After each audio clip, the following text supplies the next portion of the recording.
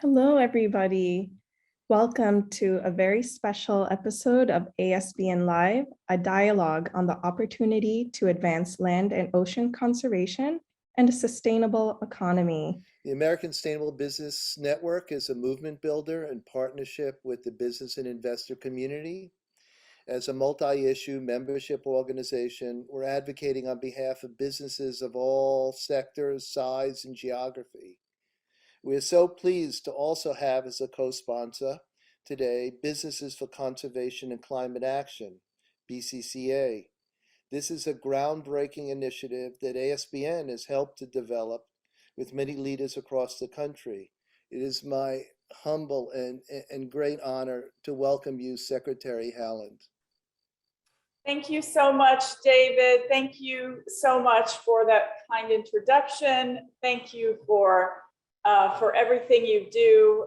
Really, really happy to be here. Thank you for talking about the President's America the Beautiful initiative, which we're so excited about here at the Department of the Interior, and you know, just mentioning the fact that community-led conservation works. We are happy to move that idea forward every single day in the work that we do. I appreciate the focus on land and ocean conservation as part of a sustainable economy. It makes perfect sense. We are charged with the highest trust responsibility here at the Department of protecting tribal interests, furthering our nation-to-nation relationship with Indian tribes. We have a distinct responsibility to ensure that all decisions that we make that relate to federal stewardship of lands, waters, and wildlife include consideration of how to safeguard the treaties, spiritual subsistence, cultural interests of tribes across the country. Co-stewardship, it's not just an obligation for us, it's a tremendous opportunity. And by acknowledging and treating Indian tribes as partners in co-stewardship of our lands and waters will undoubtedly strengthen our federal land and resources management. This administration, all of us here at Interior are committed to our future through conservation, and always so happy to have conversations and listen to folks and appreciate being here. David, thank you so much, and I'll turn it back to you. Thank you, Secretary Haaland. Now it's my pleasure to turn it to Wizipan Garriott, who's the Principal Deputy Assistant Secretary at the Bureau of Indian Affairs, the U.S. Department of the Interior. I'm joining today with just a tremendous amount of joy and gratitude in my heart. You know, every day I get to work with amazing people, and you know, to serve under the leadership of Secretary Haaland, and you know, to see my good friend David, and to watch all the great work that he and others are doing is just amazing, and to be a part of a group like that is just an honor and privilege. I'm really excited today to talk about Native co-stewardship and what some of those opportunities are.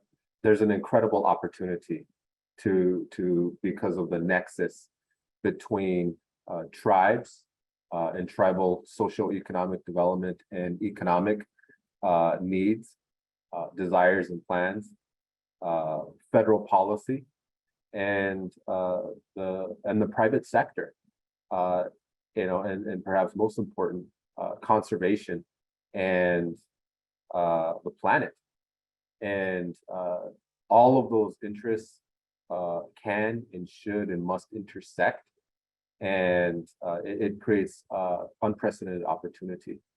When we talk about investments, you know, we're also talking about a policy investment, and tribal co-stewardship is a down payment on the future of our country and really the future of our landscape. We are in the process of developing new regulations for taking land into trust. And in our consultations and in the draft that we had put out, one of the purposes, and this is a change in the regulations and how federal Indian tribes can take land into trust, we have put forward that tribes can take land into trust not only for economic development purposes, but for cultural purposes as well as conservation purposes. And so that is another really, really important part of this. We know that tribes have tremendous opportunity around renewable energy, and those tribes that would like to unlock those resources for themselves, not only for tribal energy sovereignty, but also to provide that energy to others throughout the country. We need to be doing a better job in terms of how we're going to be doing that and working with tribes and being a value add as opposed to a hindrance to that process. We know, all of us here, I think, know and understand that given tribes' millennia and their unique historical and ties to the land, that once a tribe gets land, it's going to be protected. And they're going to protect it for as long as that tribe exists. Thank you, Wizipan, and really appreciate that. And as he mentioned, we'll be doing a set of questions as time allows. It's our pleasure to have a number of ASBN BCCA leaders whose Indigenous-led efforts exemplify what is possible. And first up is Dune Lankard, the president and founder of Native Conservancy.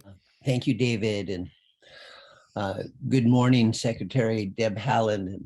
I wanted you to know that all of us Indigenous peoples in Alaska were thrilled when you were appointed the Secretary of the Interior. And Wizi, it's nice to say hello again, and I really appreciated your words. They give us hope up here in the north. Alaska is changing faster than most places. The permafrost, the sea ice, and the glaciers are melting beyond belief, therefore quickly impacting our unique subsistence and wild salmon way of life here. With climate changing everything, we realized that after preserving 1 million acres of wild salmon habitat in the Exxon spill zone, that preserving the lands wasn't enough. We had to figure out how to grow things both on the land and in the sea. We also decided to figure out how to source our own wild kelp seed. And we certified native divers to locate, harvest, deploy, and monitor Indigenous-owned kelp farms. There is currently no Mariculture Act for Alaska or America for that matter. Yet world kelp sales have risen from 9 billion to 15.6 billion since COVID broke out. That's an 11% increase in growth annually. For Indigenous peoples, this ocean industry is about restoration of our oceans first, growing a traditional food source that keeps our people healthy and strong second, and creating a good paying blue-green regenerative economy that brings our native women and children back home to our villages. Indigenous people should not have to fight processors, corporations, pro-development districts, and outsiders for Justice 40 funds. We feel we need these $50 to $100 million community grants to lead this quickly emerging ocean industry that is happening on our ancestral waters. This is our land and our waters. It is time for ocean back. This new, yet very old ocean resource has the potential to build a regenerative economy based on conservation, restoration, and mitigation, not further extraction of Alaska's natural resources, which would be another first. And the last thing I'd like to mention is that 30 by 30 just cannot happen without tribes leading. I've always felt that as the original stewards and guardians of the ocean and the land, that if we're going to conserve the land and create these sustainable economies for the future, that Indigenous peoples need to lead. So next, I'd like to turn to Emily Boyd-Valandra, who's the president at Buffalo Nation's Grasslands Alliance. Emily, thanks for joining us today. Thank you so much, David. Thank you, everyone. I'm honored to have been asked to be here and to share a little bit today. So mitaku yepi, greetings relatives. I'm also Sicanka Lakota here in South Central South Dakota. I've been part of the BCCA steering committee, but today I'm kind of here as my role as the president, I guess newly elected president of our Buffalo Nation's Grasslands Alliance. Where we originally started with sustainable financing as our goal, we've grown and kind of blossomed to include our people, our land, and everything that we all know is involved in that. So we're kind of focused in a region of the Northern Great Plains. So we have about 15, 16 Native nations in that region that we like to support. And so our vision and our plan is to kind of ensure that grasslands and native wildlife are restored or enhanced. We also want to ensure that tribal members thrive by sustainably stewarding and connecting with their natural resources. And that fish and game departments have the capacity to deliver conservation impacts at scale. So some of the goals that BINGAs have identified in the next 10 years is we'd like to see about 30% of tribal land in the Northern Great Plains is under some type of native-led conservation management. We'd also like to see that there's 10 paths of connectivity that are secured for Native nations in the Northern Great Plains that would support culturally and ecologically important wildlife species through native-led conservation management. Another one is that we'd like to see new sustainable and natural resource-based enterprises and jobs in Native communities that are created. And then I think a fourth big goal of ours is that tribal members' understandings and connections between people and nature are preserved and strengthened.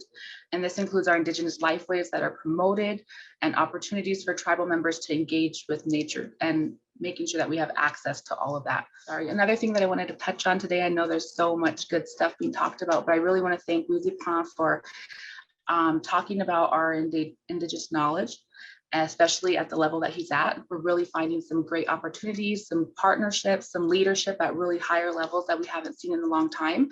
But because of that, we really need to make sure that we're doing the work here on our nations within our communities to make sure that when we are being asked what our voices are and are being asked to be heard, we have a voice. Planning within Indigenous communities hasn't always been the best because it hasn't been by us or for us, but I really feel like there's a need right now for better planning within our communities and finally getting to a point to say, this is our goal, this is what it's going to take to reach it, and kind of identifying the gaps that we have to reach those.